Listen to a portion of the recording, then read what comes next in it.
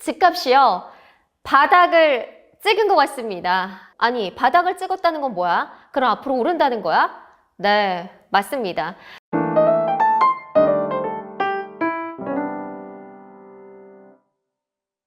네, 여러분, 안녕하세요. 부동산 미녀, 네, 밀고 있습니다. 부미녀로 활동하고 있는 이현진입니다. 여러분, 서울 집값이요. 바닥을 찍은 것 같습니다. 네, 뭐 그렇게 많이 올랐는데? 아니, 나도 모르는 사이에 벌써 바닥을 찍었다고? 아니, 바닥을 찍었다는 건 뭐야? 그럼 앞으로 오른다는 거야? 네, 맞습니다. 사실 집값을 얘기하는 게 좀 조심스럽기는 합니다. 또 많은 분들이 제가 뭐 집값 오른다고 하면 뭐 너나 사라 뭐 이러신 분들도 계시고 조금 안 좋은 의견을 가지고 계신 분들도 있으실 것 같고요. 아니, 여태까지 3년 동안 그렇게 많이 올랐는데 뭐 여기서 더 오를 게 있나?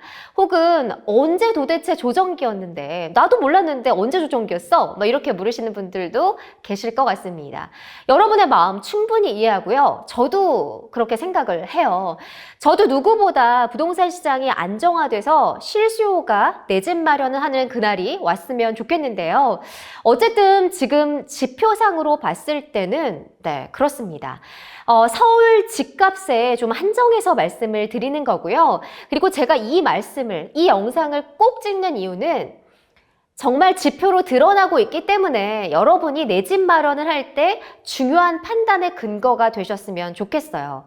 사실 여러분, 집값이라는 게 좀 그래요.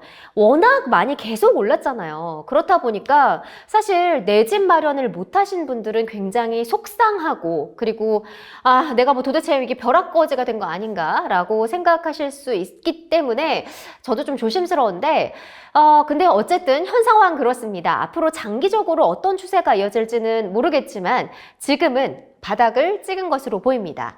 자, 그러면 여러분 이렇게 물을 수가 있겠죠. 아니, 조정기가 언제였어, 그러면? 계속해서 올랐죠. 문재인 정부 들어서 2017년 계속 올랐고요. 작년, 재작년에는 거의 이제 미친 집값, 거의 폭등하는 시기가 왔었다가요.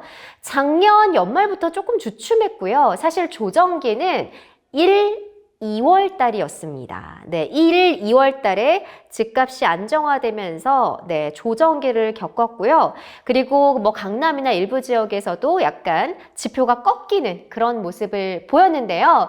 그런데 사실은 조금 더 정확하게 표현을 해드리면 집값이 하락했다, 변동률이 낮아졌다, 상승률이 꺾였다라기보다는 거래가 워낙 안 됐기 때문에 그냥 시장이 멈춰져 있는 그런 상황이었기 때문에 그런 지표가 나타난 걸로 보입니다. 사실 여러분, 집값이라는 게요, 아직은 시장에 수요가 좀 남아있는 것 같아요. 그래서 이렇게 지금 바닥을 찍은 것으로 보이는데, 제가 특히나 바닥을 찍었다고 생각하는 주요 입지는 바로 강남입니다. 강남은 특히 더 그랬던 것 같은데요. 자, 사실 근데 여러분 그래요. 저점이라는 게 이 상승장에서는요, 나도 모르게 지나갑니다. 아니, 언제 도대체 이럴 정도로 굉장히 짧은 순간에 조정기를 겪고 다시 이렇게 상승장이 이어지는데요. 근데 만약에 반대로요, 하락장이 오잖아요. 그러면은 반등하는 게 느껴지지 않을 정도로 계속 지수가 하락을 합니다. 그래서 어쨌든 지금은 상승장에 있기 때문에 그 기간이 나도 모르게 굉장히 짧았다라는 생각이 들고요. 참 이 말씀 여러분께 좀 드리고 싶은데 사실 집값을 판단할 때 저는 좀 감정적으로 대하지는 않으셨으면 좋겠어요.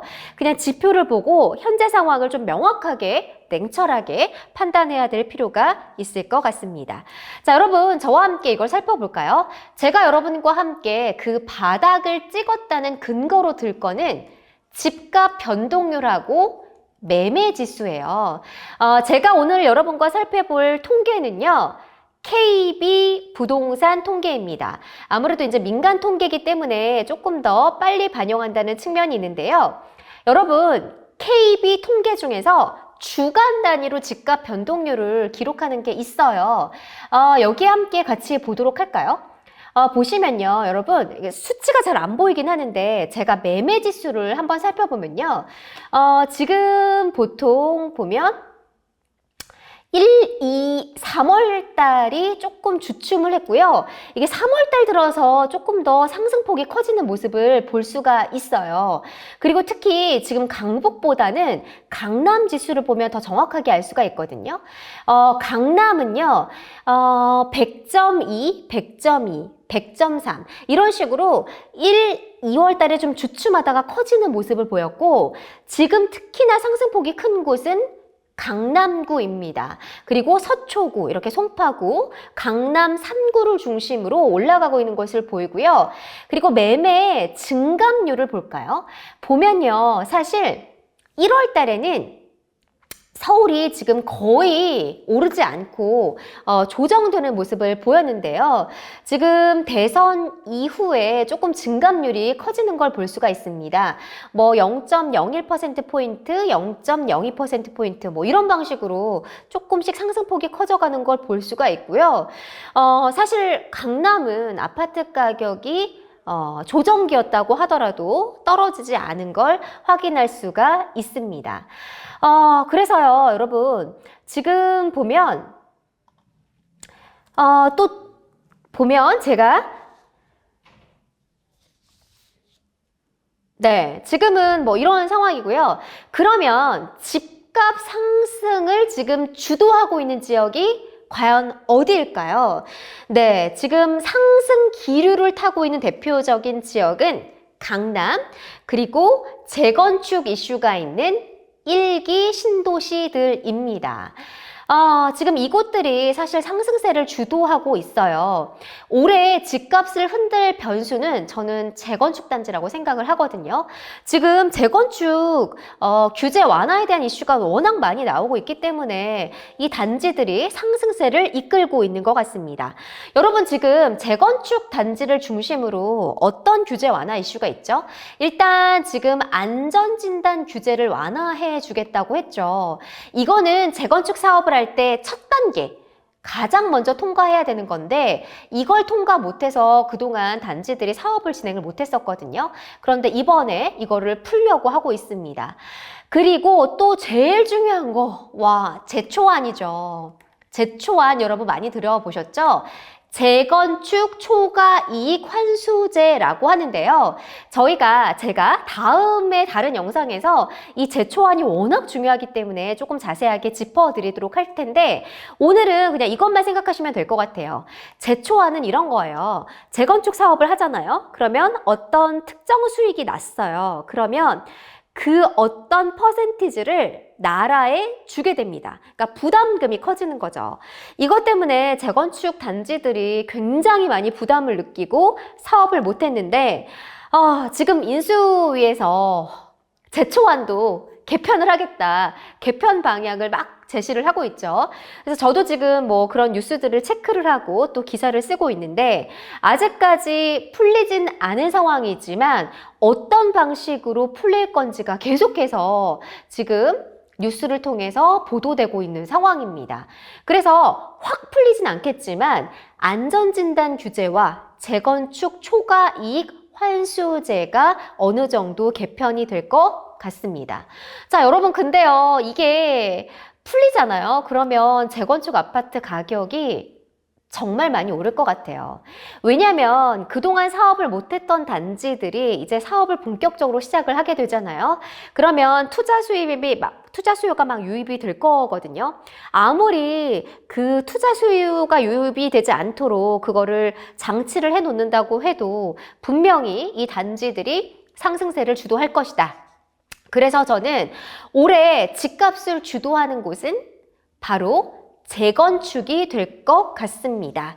자, 그런데요, 여러분, 제가 이렇게 말씀을 드리고 싶어요. 매수자 입장은 그럼 어떤데? 자, 지금은 집값이 바닥을 찍은 이유는요, 집을 팔려는 집주인들이 집을 팔지 않고 가격을 올리고 있습니다. 왜냐하면 규제가 완화되면 사업성도 좋아지고 집값이 더 오를 건데 지금 팔 이유가 없다는 게 집주인들의 생각인데요. 하지만 매수자들, 집을 마련해야 하는 사람들, 집을 사는 사람들의 입장은 완전히 다릅니다. 자, 지금 매수 대기자들은 집값이 더 많이 조정돼서 하락하기를 기다리고 있는 상황이고요. 그리고 지금 매매 가격이 서울 같은 경우에는 너무 그동안 많이 올랐고 고평가가 돼 있기 때문에 쉽게 접근할 수도 없는 상황이죠. 사실 지금 저라고 하더라도 서울에 집 사기가 너무 부담스러운 가격이잖아요. 그리고 뭐 대출을 풀린다고 했는데 아직 대출도 풀리지 않은 상황이기 때문에 매수자들은 지금 집을 사지 않고 있습니다. 제가 4월 초 이번 주에 기사를 하나 썼는데 2030 세대를 대상으로 설문조사를 한 결과를 봤어요. 2030 세대들에게 지금 너 내 집 마련할래? 지금 당장 할래? 라고 했더니 대부분의 2030 세대들이 지금은 아니라고 답을 했어요. 일단 뭐 대출, 집값에 대한 고평가, 그리고 뭐 지금은 하락할 거에 대한 기대감이 더 크다. 이런 게 매수자들의 생각인 것 같습니다. 그래서 매수자들은 no, 지금 적극적으로 사지 않겠습니다. 라고 하고 있는 상황이에요. 자, 그리고 제가 앞서서 대출편을 여러분들께 설명을 해드렸는데 이 LTV를 생애 최초 주택자, 2030 무주택자들에게 80%까지 풀겠다고 했는데요. 자, 이게 중요한 게 아니죠. 지금 DSR도 같이 풀어야 돼요. DSR을 무조건 풀어야 됩니다. 이거를 안 풀면요. 소득을 보기 때문에 대출 한도가 줄어들 수밖에 없습니다. LTV를요, 80%가 아니라 100%까지 풀어도 DSR 소득을 보게 되면 2030 세대들이 대출을 많이 받을 수가 없어요. 그리고 금리 인상기이기 때문에 진짜 너무 많이 부담이 되잖아요. 그걸 완전 버티면서 존버를 해야 되면서 이자를 계속 부담을 안고 집을 사야 되는 그런 상황인 것 같습니다. 어쨌든요, 제가 정리를 해보면 집값이 서울 집값, 강남은 바닥을 찍고 다시 주춤거리는 상황을 보이고 있다가 팩트고요. 하지만 이거는 집주인들의 생각이다. 매도자들의 생각이고 지금 기대감이 집값에 선반영된 것으로 보입니다. 우리가 집값이라는 게요, 기대감이요, 원래 집값에 선반영이 돼 있기 마련이거든요. 하지만 반대로 매수 대기자들은 지금 집을 사지 않으려고 하고 있고요. 지금은 부담스럽다. 적극적으로 난 매수에 나서지 않겠다라는 게 지금 정리를 해보면 상황인 것 같습니다. 자, 그리고 여러분 제가 요거를 좀 말씀을 드리고 싶은 것 같은데요. 집값이 바닥을 찍었다는 건 서울 그리고 주요 입지에 있는 수도권에 한정된 얘기고요. 지방은 분위기가 다릅니다. 지방은 지금요, 광역시나 아니면 그 지역별로 지금 천차가 굉장히 천차만별일 정도로 격차가 좀 심한데요. 지금 대표적으로 가격이 떨어지고 있는 곳이 어디가 있죠, 여러분? 네, 여러분 잘 아시는 것처럼 세종시하고 지금 대구는 가격이 계속해서 떨어지고 있습니다. 매매가가 보합에서도 이렇게 조금 더 떨어지고 있는 모습을 보이고 있고요. 그리고 대구 같은 경우에는 분양 물량이 나와도 조금 미분양이 날 정도로 공급 물량이 많아서 지금 시장에서 다 소화를 못하고 있는 그런 상황입니다. 자, 그래서 여러분 결론은 뭐냐면 지방은 지금 바닥을 찍은 게 아니다. 지역별로 편차가 심하기 때문에 이런 것들을 잘 고려해서 내 집 마련에 대한 좀 보수적인 관점이 필요하다라고 저는 말씀을 드리고 싶어요. 자, 그래서 지방에서 여러분 내 집을 마련하려고 계획하시는 분들이 있을 것 같은데 지금은 가격이 이미 많이 올랐기 때문에 좀 부담스러운 가격 상황이기도 하고요. 그리고 그동안에 공급이 많이 이루어진 지역, 전세 가격이 떨어지고 있는 지역에서 내 집 마련할 때는 신중하게 투자를 하셔야 합니다. 특히 구축 아파트도 그렇고요. 신규 분양 물량이 많은 지역도 그 지역의 공급 물량이 앞으로 몇 년 동안 얼마나 나올 건지, 그리고 지역에서 이걸 흡수할 수 있는지를 꼭 따져봐야 합니다. 그 말을 조금 더 풀어서 설명을 하면 수급 문제, 수요와 공급에 대한 문제를 반드시 따져보셔야 됩니다. 자, 지금까지 몇 년 동안 이 지역에 얼마만큼 공급이 됐고 그 지역에서 이거를 얼마만큼 흡수할 수 있으며 앞으로 공급 물량은 얼마나 나오고 있는지를 보셔야 되고요. 그리고 매매 가격은 많이 안 떨어지고 있더라도 전세가 지금 잘 빠지고 있는지, 그래서 이것들을 흡수할 수 있는지를 반드시 확인을 하셔야 됩니다. 그래서 지방 같은 경우에는 이 수급 문제를 꼭 따져보시고 좀 신중하게 해야 될 것 같고요. 지금 몇 년 동안 공급이 많았던 지역 같은 경우에는 조금 반등하기 힘들어 보입니다. 그래서 조금 조정기가 언제까지 이어질 수 있을지 모르기 때문에 신중한 판단을 하셨으면 좋겠습니다. 자, 오늘 내용을 정리를 다시 한번 해드리면 서울 집값은 바닥을 찍은 것으로 보인다. 그리고 올해 하반기에는 더 집값이 오를 여력이 높다. 그래서 올해는 상저하고가 될 가능성이 높다라는 게 제 개인적인 생각입니다. 왜냐하면 5월 달에 윤석열 당선인이 취임을 하고 규제가 본격적으로 풀리게 될 거고요. 그러면 매물 거래가 늘어나겠죠. 그리고 지금 엄청 중요한 변수가 있죠. 지금 7월하고 8월 달에 전세가 지금 시장이 많이 불안해질 것 같습니다. 지금 임대차 3법으로 인해서 계약갱신이 끝난 물건들이 쏟아져 나올 거기 때문에 저는 이때 전세 시장이 불안해질 가능성이 굉장히 많이 높다고 생각을 하거든요. 사실 지금 저도 굉장히 걱정되는 그런 상황인데 앞으로 제가 임대차 3법에 대해서 전세 시장에 대해서도 또 한번 분석해 드릴 수 있을 것 같아요. 어쨌든 그래서 하반기에는 집값이 좀 오를 만한 상황이 높다. 이거는 서울, 강남, 수도권에 한정된 이야기이긴 하지만 이런 상황이고 지방에서 내 집 마련을 할 때는 반드시 수요와 공급, 전세가, 주변 지역 상황을 잘 살펴서 보수적으로 신중하게 내 집을 마련하셨으면 좋겠습니다. 자, 여러분 오늘 영상이 도움이 되셨다면요. 좋아요, 구독 눌러주시고요. 여러분의 이런 응원 한마디가 저한테 엄청 많이 힘이 되거든요. 앞으로도 좋은 내용으로 더 열심히 공부하고 연구해서 여러분을 찾아뵐 수 있도록 하겠습니다. 여러분 좋은 하루 되세요.